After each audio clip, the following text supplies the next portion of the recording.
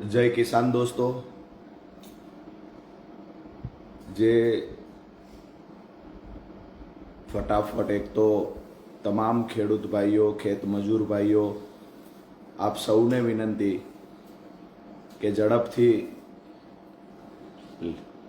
Share કરી દો આપ સૌના સુધી, અને ખાસ કરી અને જે બોટાદ માર્કેટિંગ યાર્ડમાં સંઘર્ષની લડાઈ જે ખેડૂતો લડી રહ્યા છે એની સાથે સાથે આખા ગુજરાતના ખેડૂતોની જેના પર આશા અપેક્ષા છે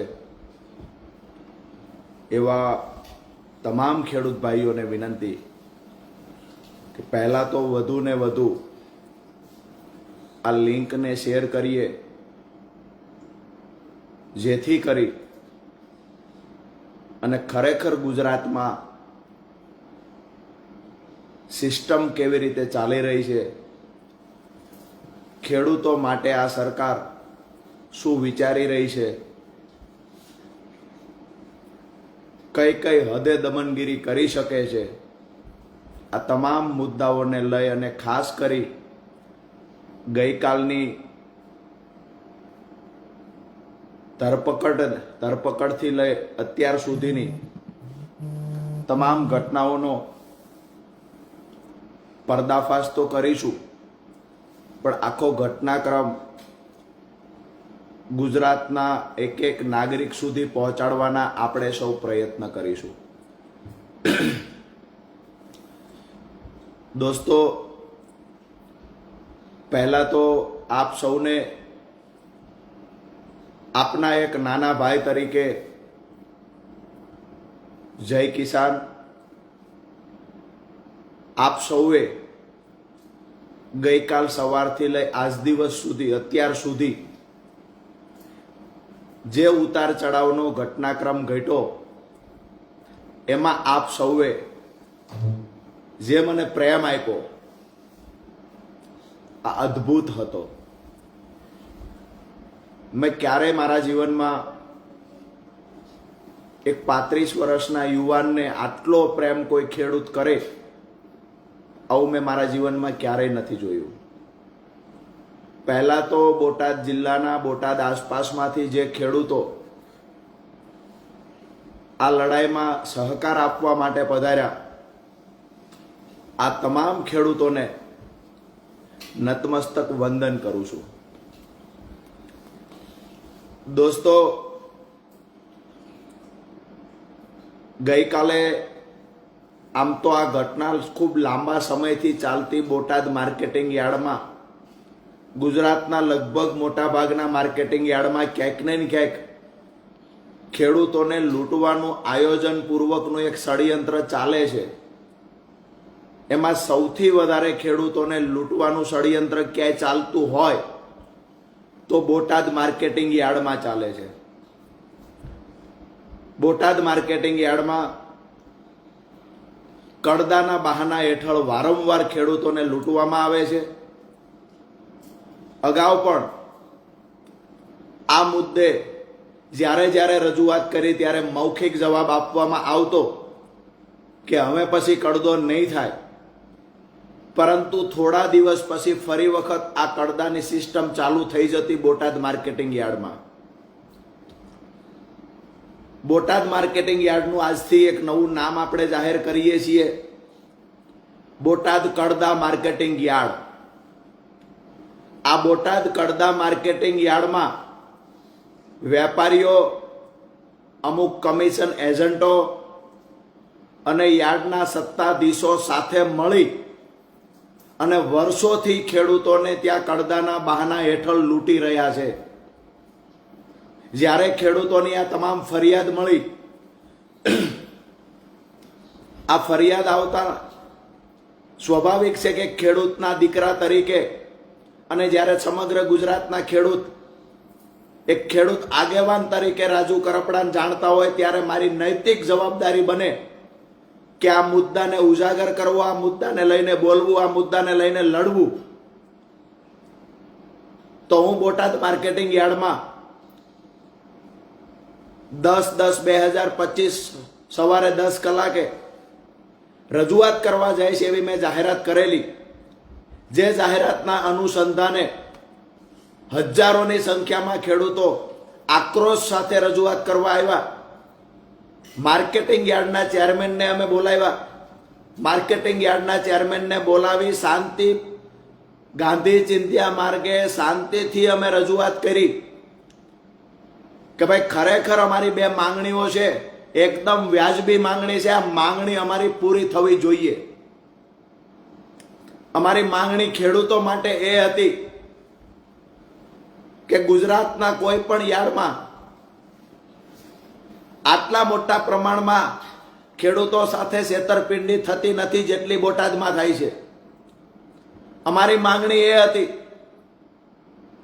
કે બોટાદ માર્કેટિંગ યાર્ડમાં જે ખેડૂત કપાસ અથવા અન્ય કોઈ જણસ લઈને આવશે, એક વખત હરરાજી થાય એ સમયે વેપારી દ્વારા જેટલા સેમ્પલ લેવા હોય ચેક કરવા એટલા સેમ્પલ લઈને ચેક કરે. ત્યાર પછી એક વખત ભાવ નક્કી થઈ જાય. એક વખત ભાવ નક્કી થઈ ગયો પછી ફરજિયાત ખેડૂતોનો માલ વેપારીએ ખરીદી કરવી પડશે અને જે ભાવ નક્કી થયો એમાંથી એક પણ રૂપિયો ઓછો હિસાબમાં ખેડૂતોને આપવામાં નહીં આવે. જો વેપારી ભાવ ઘટાડશે, કડદો કરશે અથવા તો હરરાજી થઈ ગયા પછી કપાસ લેવાની જો ના પાડશે તો એ વેપારી પર લાયસન્સ રદ કરવા સહિતની કાર્યવાહી બોટાદ કડદા માર્કેટિંગના સત્તાધીશો કરશે, આવી બાહેધરી અમે માંગી હતી. આ અમારી પહેલી માંગણી હતી. ખોટું શું હતું કે માર્કેટિંગ યાર્ડમાં એક વખત બોલાઈ ગઈ, હરરાજી થઈ ગઈ, પછી એ કપાસ નથી લેવો, ક્વોલિટીમાં ડિફરન્સ છે એટલે ભાવ નીચો આપશું. આ બધા નાટકની ક્યાં જરૂર છે? તમારામાં વ્યાત હોય એટલા કપાસની ખરીદી કરો, પછેડી હોય એટલી હોડ તણાય. મોટા ઉપાડે ત્યાં ભાવ બોલાઈ જાય છે, મોટા ઉપાડે હરરાજીમાં ખરીદી કરી લેવામાં આવે.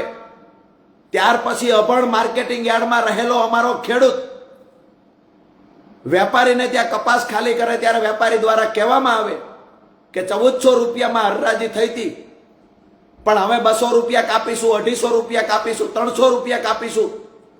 જેવી ખેડૂતની ગરજ એવી રીતે ખેડૂતોને લૂંટવાનું કામ કોઈ કરતું હોય તો બોટાદ માર્કેટિંગ યાર્ડના સત્તાધીશો, બોટાદ માર્કેટિંગ યાર્ડના કમિશન એજન્ટો, બોટાદ માર્કેટિંગ યાર્ડના વેપારીઓ કરી રહ્યા છે.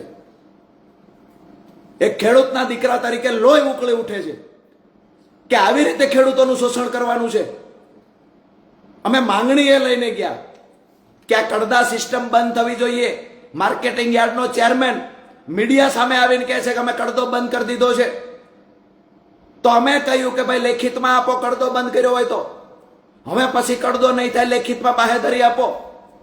આ બાહેધરી આપવામાં નથી આવતી.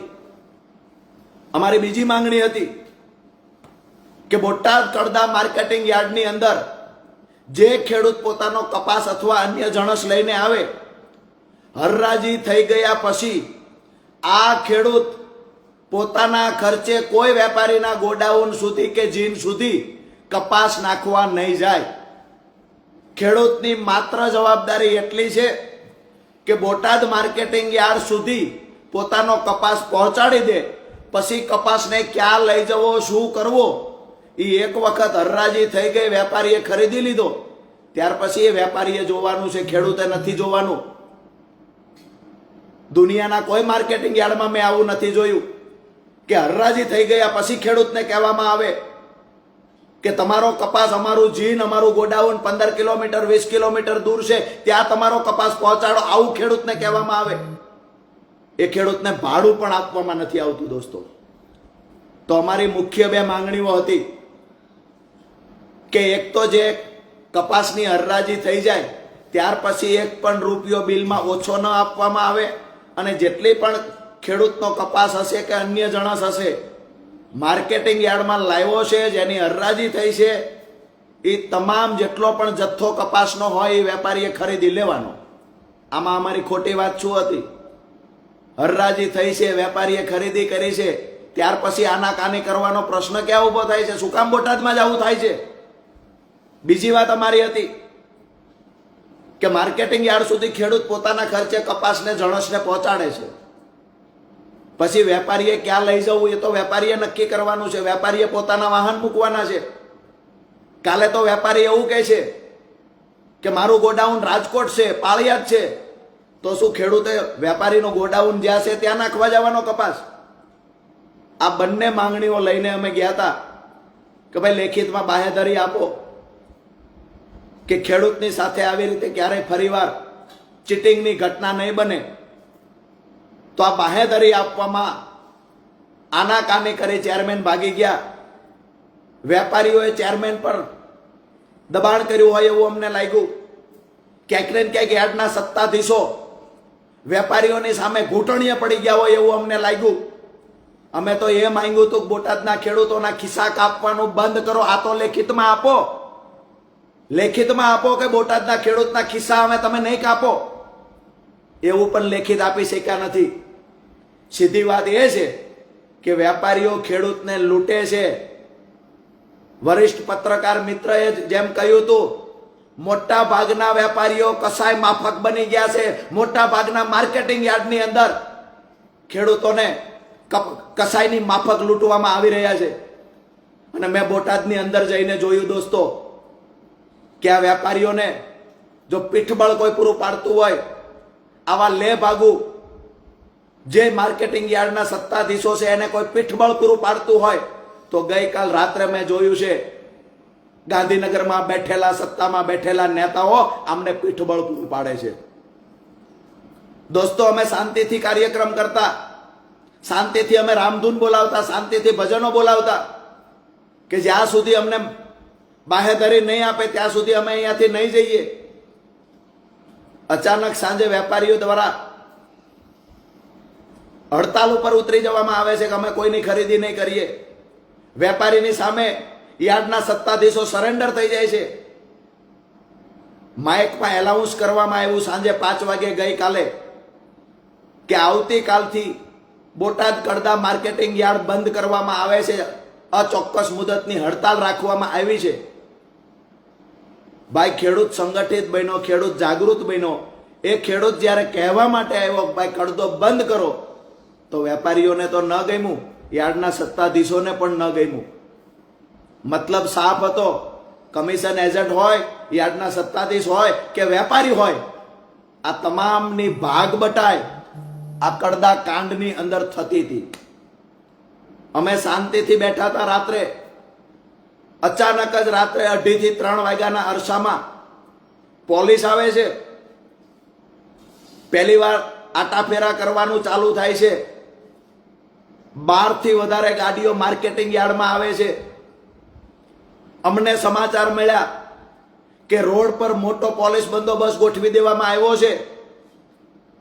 અમને થયું કે અહીંયા ધરણા પર બેઠા છીએ, આ સંસ્થા ખેડૂતોના બાપની છે. અમારે અહીંયા કોઈ અમે કોઈની પ્રાઇવેટ જગ્યા પર બેઠા નહોતા, નહીતર પણ એવું લાગે કે કોઈ અમારી ફરિયાદ કરે. માર્કેટિંગ યાર્ડ છે એ તો ખેડૂતના બાપની સંસ્થા છે અને ખેડૂત પોતાના હક અધિકાર માટે પોતાની સંસ્થામાં નહીં બેસી શકે તો ક્યાં બેસી શકે? અમે માર્કેટિંગ યાર્ડમાં શાંતિથી અમારી ટીમ સાથે મોટી સંખ્યામાં ખેડૂતો પણ આવેલા અને ત્યાં બેઠેલા. રાત્રે 2:30 થી 3ના અરસામાં એક સાથે પોલીસનો કાફલો ધસી આવે છે. જે જગ્યાએ અમે હતા ત્યાં આવીને ધક્કામુક્કી કરવામાં આવે છે. એક જ વાત અને એક જ ગોલ સાથે આવે છે કે રાજુભાઈ કરપડા જે જગ્યાએ છે ત્યાંથી એને ઉઠાવી લેવાના છે. હું અભિનંદન આપું છું બોટાદ માર્કેટિંગ યાર્ડમાં રાત્રે રહેલા ખેડૂતોને, સલામ કરું છું એ ખેડૂતોને. ગઈકાલ રાત્રે ખેડૂતોએ કિલ્લાબંધી કરી દીધી પોતાના હાથથી. મને પકડી રાખવાના પ્રયત્ન કર્યા. એક બાજુ પોલીસે, હું શ્વાસ નહોતો લઈ શકતો એવી સ્થિતિમાં હતો, તેમ છતાં ધક્કામુક્કી ચાલુ રાખી. મેં એવું પણ કહ્યું કે મને શ્વાસ લેવામાં તકલીફ પડે છે, ધક્કામુક્કી મહેરબાની કરીને ના કરો. તેમ છતાં ધક્કામુક્કી ચાલુ રાખવામાં આવી. આભાર માનું, જેટલો પણ માનું આભાર એટલો ઓછો છે બોટાદ માર્કેટિંગ યાર્ડમાં રાત્રે મારા સાથે રહેલા ખેડૂતોનો. જે ખેડૂતો મજબૂતાઈથી ઉભા રહ્યા છે, અડીખમ ઉભા રહ્યા, મોટી સંખ્યામાં ખેડૂતો રાત્રે પણ સપોર્ટ કરવા માટે, સહયોગ માટે આવેલા. મોડી રાત્રે જ્યારે ખેડૂતો ઘરે ગયા પછી જેવી રીતે ચોરી કરતા સમયે બધા હુઈ જાય એની રાહ જોતો હોય, એવી રીતે ખેડૂતોની સંખ્યા ઓછી થાય પછી રાજુ કરપડાની ધરપકડ કરવી, આવી રાહ જોઈને પોલીસ બેઠી હોય, આવું અમને લાગ્યું કાલે. અમે પોલીસને કહ્યું અમારો વાંક શું છે, શા માટે લઈ જાવ છો? એક જ જવાબ મળતો હતો, ઉપરથી પ્રેશર છે, ઉપરથી પ્રેશર છે. આ ઉપર કોણ છે? કોણ ખેડૂતનો દુશ્મન છે? ઉપર ખેડૂતના રજૂઆત કરવા આવે છે, ખેડૂત કહેવા આવ્યો છે કે અમને લૂંટવાનું બંધ કરો. આ ખેડૂતની વાત ઉપર બેઠેલા જે હોય તે એને કેમ સંભળાતી નથી? અહીંયા ખેડૂત ભજન બોલતો તો એ ઉપરવાળાને સંભળાયું. અહીંયા ખેડૂત રજૂઆત કરતો તો પોતાની વેદનાને પોકારી ઉઠતો તો એ ઉપરવાળાને ન સંભળાયું. પણ ઉપરવાળાને સંભળાયું કે ખેડૂત અવાજ ઉઠાવે છે તો ખેડૂતને ઉઠાવી જાવ. ખેડૂતનો આગેવાન કોણ છે? દોસ્તો, દુઃખ સાથે કહેવું પડે છે, જે પોલીસ પર મને ગર્વ હતું, એ પોલીસે કાલે જે ધક્કામુક્કી કરીને ખેડૂતો સાથેનો બિહેવિયર કર્યો છે એકદમ નિંદનીય છે. મારી ધરપકડ સમયે મોટા ભાગના ખેડૂતોએ મને પકડી રાખવાના પ્રયત્ન કર્યા. રાજુભાઈના શું વાંકમાં લઈ જાઓ છો? આ પ્રશ્નો કર્યા. આ પ્રશ્નોનો જવાબ પોલીસ પાસે નહોતો. માત્ર એક જ જવાબ હતો, ઉપરથી પ્રેશર છે. લગભગ 20 મિનિટ સુધી આ ધક્કામુક્કી ચાલી, જેમાં ખેડૂતો પોલીસને હાથ જોડી રહ્યા હતા. હાથ જોડીને કહેતા હતા અમારા રાજુભાઈને શું કામ લઈ જાવ છો? પોલીસ પાસે અન્ય કોઈ જવાબ નહોતો, કારણ કે પોલીસ શું કામ લઈ જતી એ પોલીસને પણ નહોતી ખબર. એક જ વાત હતી કે ઉપરથી પ્રેશર છે. આવી રીતે કરી તબિયત નાદુરસ્ત હોય તો પણ લઈ જવામાં આવ્યો મને. હવે મહત્વની વાત એ છે, ગુજરાતના લોકો જાણવા માંગે છે કે આ ધરપકડ સુધીના વિડીયો આવ્યા ત્યાર પછી શું થયું. આજે પણ બોટાદ યાર્ડની અંદર બેઠેલા મારા રાત્રિના સાથી મિત્રો, ગઈકાલ દિવસે મારી સાથે રહેલા મિત્રો આજે પણ બોટાદ માર્કેટિંગ યાર્ડમાં બેઠા છે, ડંકાની ચોટ પર બેઠા છે. બોટાદ માર્કેટિંગ યાર્ડની ફરતી દિવાલે, બોટાદ માર્કેટિંગ યાર્ડના દરવાજે મોટી સંખ્યામાં પોલીસ બંદોબસ્ત હોવા છતાં આજે મારા ખેડૂત ભાઈઓ માર્કેટિંગ યાર્ડના દરવાજે ઊભા છે કે ગઈકાલ રાજુ કરપડાની અટકાયત થઈ, ધરપકડ થઈ, ત્યાર પછીના સમાચાર શું છે. તો એ કહેવા માટે આજે હું ફેસબુક લાઈવ થયો છું. અને અમારી લડાઈ શા માટે હતી એ ગુજરાતની જનતાને ખબર પડે, ગુજરાતના તમામ વર્ગના લોકોને ખબર પડે કે આ સરકારની કૃષિ વિરોધી અને ખેડૂત વિરોધી નીતિ શું છે એ ઉજાગર થાય. સરકારના ચાવવાના અને દેખાડવાના પણ જુદા જુદા છે, એને પણ લોકોની સામે ઉજાગર કરવા માટે ગઈકાલ 10 વાગ્યાથી અત્યાર સુધીની તમામ ઘટનાઓને ફેસબુક લાઈવના માધ્યમથી આપ સુધી પહોંચાડવાના પ્રયત્ન કરી રહ્યો છું.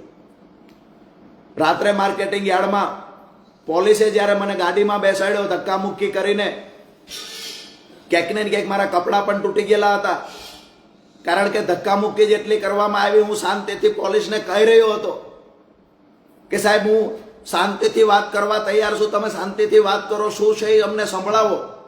જો તમારી મજબૂરી હશે તો હું પણ માનું છું, મજબૂરી હશે તો અમે તમને સહયોગ કરીશું. અમારે અહીંયા કોઈ કાયદો હાથમાં લેવો નથી. અમે તો શાંતિથી રામધૂન બોલાવીએ છીએ, ભજન બોલાવીએ છીએ, તમે વાત તો કરો. પરંતુ વાત કરવાની બદલે સતત ધક્કામુક્કી ચાલુ રહી.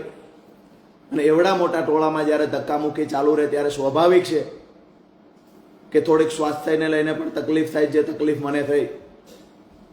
તો ત્યાર પછી પોલીસ ગાડીમાં બેસાડીને લઈ જવામાં આવ્યો. હું વારંવાર પૂછતો રહ્યો કે મને ક્યાં લઈ જવામાં આવે છે. અધિકારીની શું મજબૂરી હશે મને ખબર નથી. અધિકારી તરફથી જવાબ નહોતો મળતો ક્યાં લઈ જઈએ છીએ. હમણાં કહીએ આ જવાબ મળી રહ્યો હતો. બોટાદથી લઈ અને ફૂલ સ્પીડમાં ગાડી ચલાવી મને સાળીંગપુર બાજુ લઈ જવામાં આવ્યો. એટલે મને એવું લાગ્યું કે મને ક્યાંક બોટાદથી દૂર લઈ જવાના પ્રયત્ન થઈ રહ્યા છે. દોસ્તો, સાળીંગપુર ક્રોસ કરીને પણ મેં પૂછ્યું કે ખરેખર મને જ્યાં બી લઈ જવો હોય ખેડૂત માટે શહીદ થવાની તૈયારી સાથે મેદાનમાં ઉતર્યો છું. કોઈ પોલીસના ડરથી નથી હું પૂછતો. હું એટલા માટે પૂછું છું કે મને પોતાને ખબર પડે કે હું ક્યાં જાઉં છું અને ક્યાં તમે લઈ જઈ રહ્યા છો. મારી સાથે જે રહેલા માણસોને પણ મારે મેસેજ આપવો છે કે મને ક્યાં લઈ જાઓ છો, કમસે કમ એ તો ખબર પડે. મારા ઘરે તો મને જાણ કરવા દો કે તમે મને ક્યાં લઈ જાઓ છો. બંધારણીય અધિકાર મળ્યો છે. પોલીસ જ્યારે અટક કરે, પોલીસ ધરપકડ કરે ત્યારે પરિવારને જાણ કરવાની હોય. તેમ છતાંય મને કહેવામાં આવ્યું, હમણાં કહીએ, થોડી વારમાં કહીએ. એમ નામ કરતા દોસ્તો મને શેખ બરવાળા લઈ જવામાં આવ્યો. તબિયત થોડી નાદુરસ્ત હતી, પોલીસ જાણતી, એટલા માટે પહેલા પોલીસ સ્ટેશન અને ત્યાર પછી તરત હોસ્પિટલમાં મને લઈ જવામાં આવ્યો. બરવાળા સામૂહિક આરોગ્ય કેન્દ્ર જે હાઈવે પર હતું, આ હોસ્પિટલમાં મને લઈ જવામાં આવ્યો, જ્યાં 2 ડોક્ટર હાજર હતા. મોટી સંખ્યામાં પોલીસ કાફલો પણ એ ગ્રાઉન્ડમાં હાજર હતો. આ બધી ઘટનાઓ જોયા પછી મને એવું લાગ્યું કે ખેડૂતના દીકરા તરીકે, ખેડૂત આગેવાન તરીકે લડવું, ખેડૂતો માટે લડવું, આ કોઈ ગુનો છે? એક આતંકવાદીની સાથે જે બિહેવિયર થાય, આતંકવાદીની સાથે જે વ્યવહારો થતા હોય, આવા વ્યવહાર એક ખેડૂતના દીકરા સાથે કરવાના. દોસ્તો, બોડી ચેકઅપ કરવામાં આવ્યું, બ્લડ પ્રેશર માપવામાં આવ્યું. ત્યાંથી પછી નાની મોટી જે તકલીફો હતી એની સારવાર લેવામાં આવી. બીપી હાઈ આવ્યું, એના માટે પણ ટ્રીટમેન્ટ ચાલુ કરવામાં આવી. ત્યાર પછી લગભગ આ ઘટનાક્રમ ત્યાં 2.5 થી 3 કલાક સુધીનો આ ઘટનાક્રમ હોસ્પિટલ અને પોલીસ સ્ટેશન વચ્ચે ચાલ્યો, જે બંને આજુબાજુમાં છે. હું તો પહેલી વખત બરવાળા હોસ્પિટલમાં ગયો, હું પહેલી વખત બરવાળા પોલીસ સ્ટેશન સુધી ગયો. પણ બંનેનું ડિસ્ટન્સ એકદમ નજીક છે, બંને બાજુમાં છે, મેં જોયું કાલે. ત્યાર પછી મેં જેને જાણ કરવાનું કીધું એને પોલીસે જાણ કરી, પણ એવી રીતે કરવામાં આવી કે અમે તમને થોડી વારમાં કહીએ છીએ કે રાજુભાઈને ક્યાં લઈ ગયા છીએ. કમ્પ્લીટ જાણ ન કરવામાં આવી. ત્યારબાદ મને કહેવામાં આવ્યું કે તમને અહીંયાથી બોટાદની હદ બહાર મૂકવાના છે. મેં કહ્યું, કેમ ભાઈ? મારી રાહ જોઈને માર્કેટિંગ યાર્ડમાં ખેડૂતો બેઠા છે, હું શું કામ જાઉં? મેં એવું તો ગુનાહિત કૃત્ય શું કર્યું છે તો હું બોટાદની હદ છોડીને જતો રહું? પોલીસ દ્વારા મારી વાત કોઈ રીતે માનવામાં ન આવી અને 2 પોલીસની ગાડીઓ સાથે, ફૂલ પોલીસ બંદોબસ્ત સાથે પહેલા મને કહેવામાં આવ્યું કે તમને પોરબંદર લઈ જઈએ છીએ. મેં સતત મારી વાત ચાલુ રાખી કે ભાઈ આ ખોટું થાય છે. ત્યારબાદ મને ખબર પડી કે મને સુરેન્દ્રનગર બાજુ લઈ જાય છે રોડ જોઈને. પોલીસ બંદોબસ્ત વચ્ચે લગભગ 1 વાગ્યા આજુબાજુ મને સુરેન્દ્રનગર પહોંચાડવામાં આવ્યો. સુરેન્દ્રનગર પહોંચાડ્યા પછી મને સખત શબ્દોમાં એવું કહેવામાં આવ્યું કે તમને કોઈ પણ સંજોગે બોટાદમાં અમે પ્રવેશ કરવા દેવાના નથી. તમારી જે મહાપંચાયત રવિવારની છે એ અમે કોઈ સંજોગે થવા દેવાના નથી. તમારા ઘર સુધી અમે પહોંચાડી દઈએ છીએ. તમારા ઘરની બહાર નીકળતાની સાથે ચાપતો પોલીસનો બંદોબસ્ત હશે. પોલીસની નજર નીચે જ તમને રાખવામાં આવશે. દોસ્તો, એક ખેડૂતના દીકરા તરીકે આનાથી દર્દનાક બીજી કોઈ ઘટના કઈ હોઈ શકે કે મારા ખેડૂત પરિવાર માટે હું લડવા ગયો, ત્યાંથી મને ધક્કામુક્કી કરીને પોલીસ સ્ટેશન લઈ ગયા. પોલીસ સ્ટેશનથી બંદોબસ્ત સાથે સુરેન્દ્રનગર પહોંચાડ્યો. સુરેન્દ્રનગર પણ હું અહીંયા ઘરની બહાર નીકળું અને તરત જ અટકાયત કરી લઈશું એવી ધમકીઓ આપવામાં આવી. અહીંયા ઘરની બહાર સતત સિવિલ ડ્રેસમાં પોલીસની અવર જવર, હું ઘરે આવ્યો ત્યારે 1 કલાકથી ચાલુ હોય, સતત અવર જવર ચાલુ છે. મને એ થાય છે કે મેં ગુનો શું કર્યો છે? મારા પર કેમ આટલો બધો પોલીસ દમન ગુજારે છે? મેં અપરાધ શું કર્યો છે? અને જે પોલીસ કહે છે કે ઉપરથી પ્રેશર છે, આ ઉપર કોણ છે, એકવાર નામ તો આપો. ગુજરાતના ખેડૂતોને પણ ખબર પડે કે આ ઉપર કોણ છે, ખેડૂતનો વિરોધી છે, ખેડૂતનો દુશ્મન કોણ છે ઉપર. દોસ્તો, એક વાત નક્કી છે, ક્યાંક ને ક્યાંક સરકારના દબાવમાં આવી અને પોલીસ અધિકારીઓ કાર્યવાહી કરતા હશે એવું માનીએ. પોલીસ અધિકારીઓની પણ મજબૂરી હશે. પણ મારી વાતને ફેસબુક લાઈવ પૂરું કરતા પહેલા અત્યાર સુધી બનેલી ઘટનાની મેં વાત કરી. મારા ઘરની બહાર પોલીસની અવર જવર સતત 1 કલાકથી ચાલુ છે.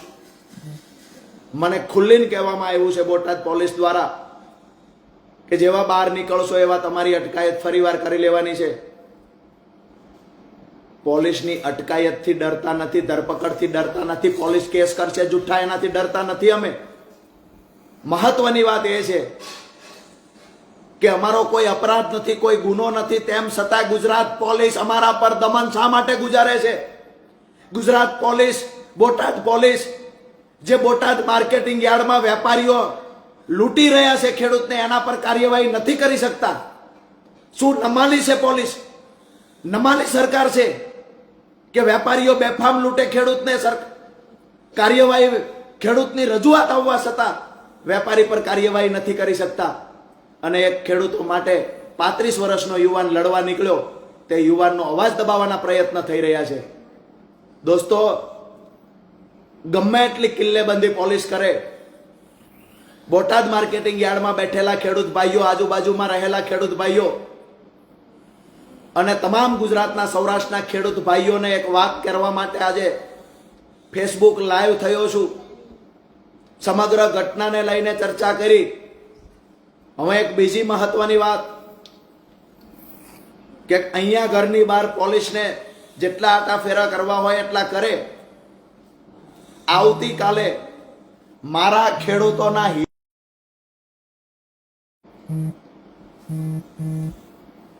થોડું વચ્ચે નેટવર્ક ઇસ્યુ આવવાના કારણે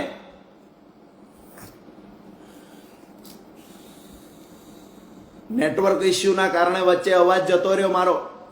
આવતીકાલે ખેડૂત મહાપંચાયત બોટાદમાં થશે, ડંકાની ચોટ પર થશે.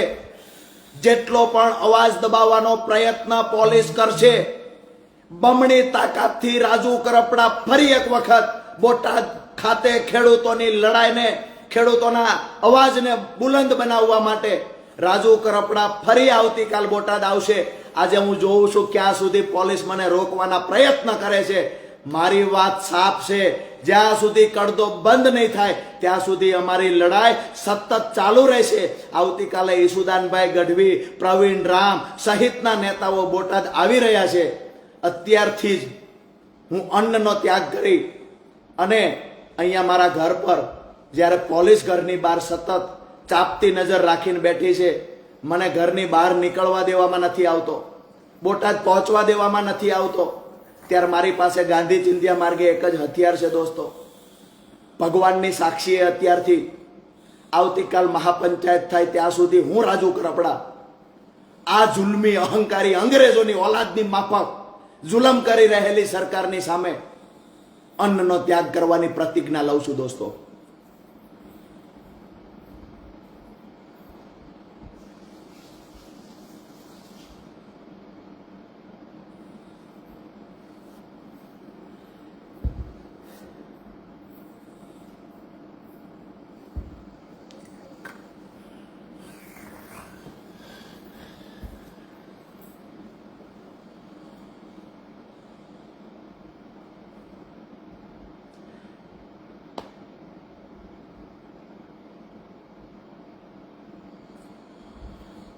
વધારે વિશેષ કાંઈ